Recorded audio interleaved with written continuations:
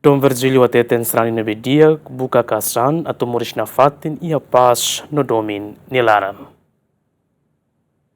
Arcebispo Arquidiocese Metropolitana dele, Dom Virgílio Cardeal do Carmo da Silva, SDB, parabeniza sarani sira e hakaas-an tamba belehetan capela fondia kida, mas behusu nafatin sarani sira, liu jovem sira atualmente nafatin fiar no espírito, o de moris e anai maromak ne graça.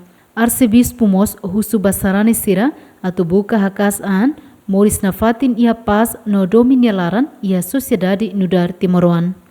Parabéns para sarani, comunidade sarani Casnafa, nebe ohin inaugura a sarania Capela São João Batista. Esforço ida nebe sarani sira hostirne meios ohin bukadalang e ohin consegue inaugura capela furakida, capela de akida basira hodi harohan, hodi halibur hamutu, hodi rezan, hodi celebra a Eucaristia. Convida na fatin capela sinal presença marau magninia e sirnialet. Lihusi capela ne bele halibur liutan sarani sira.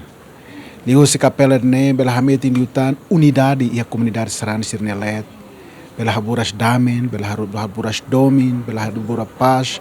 E liu ba itania foi em sasira.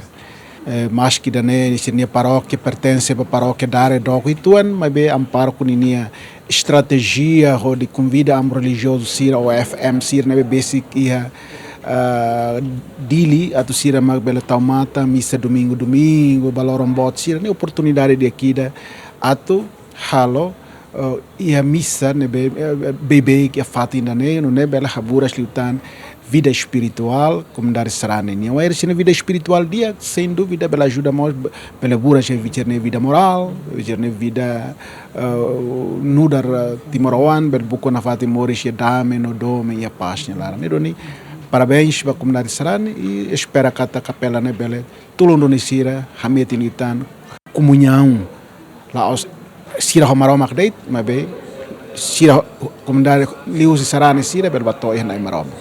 Além de arcebispo mos inaugura a capela fon São João Batista, no mos fo crisma ba crismado sira quase a torcida liu.